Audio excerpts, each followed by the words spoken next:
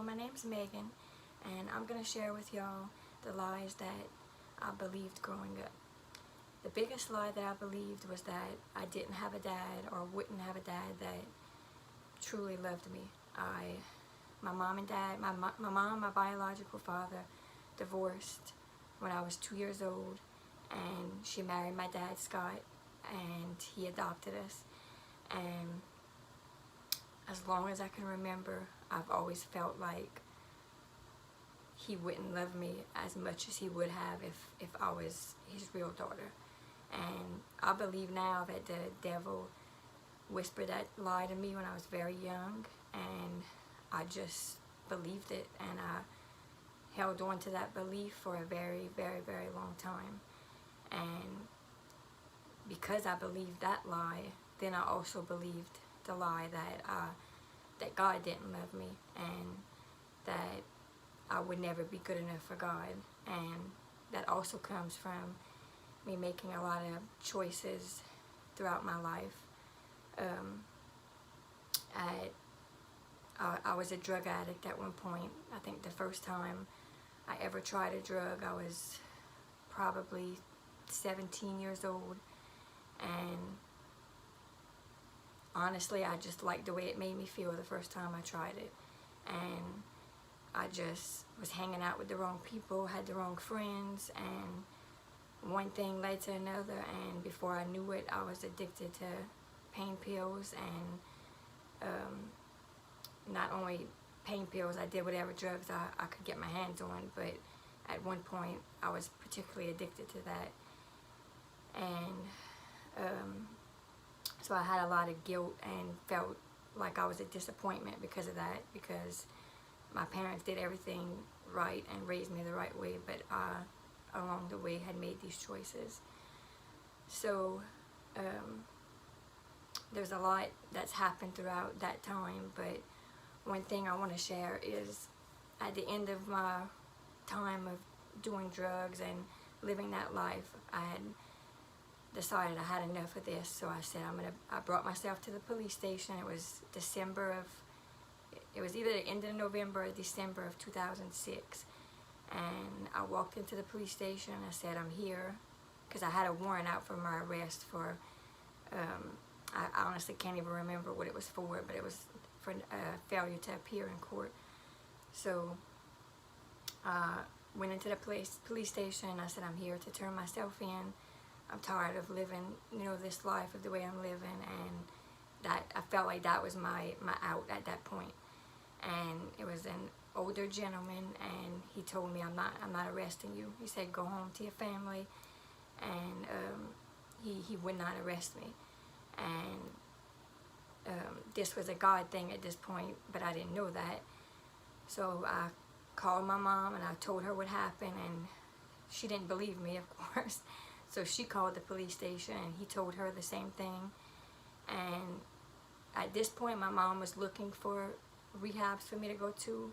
I can't remember if I knew she was or not, but she was looking and searching, and she had called this rehab, but they told her that it would be like months and months wait. But the very next day after this incident happened with the police station, it's called Rays of Sunshine, that's where I went to rehab.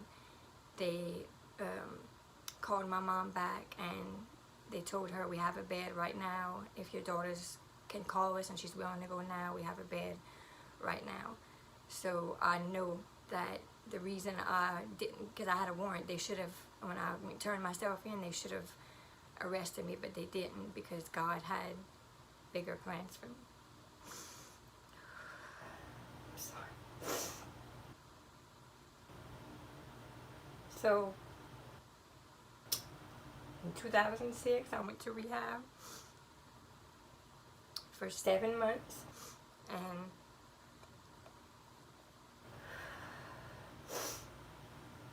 for 7 months I went to rehab, and I learned how to live a sober life and how to function without doing drugs.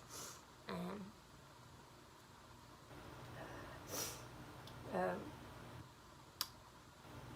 I came home, and at this point I had my first son, Braden, before I went to rehab. and he was 2 years old when I went to rehab. And at that point, because of the life I was living, I couldn't take care of him, and so he went to live with his dad and his dad's mom, and so I went to rehab, and I spent 7 months in rehab, and like I said, learned to live a sober life, and God saved my life, and He changed my life. And I came home in, I think it was 2008. No, it was still 2000. It was, yeah, 2007 when I came home. And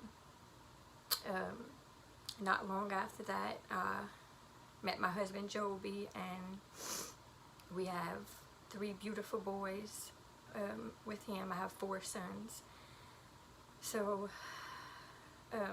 God saved me from addiction, and it wasn't just those 7 months. It still took time after I've been sober almost 14 years, but it took a long time to change my mindset and to change the way I thought. And still through all that time, I felt a lot of shame from my first son Braden, a lot of guilt, and the devil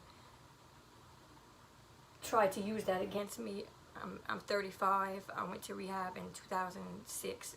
Through that whole time, I struggled to believe that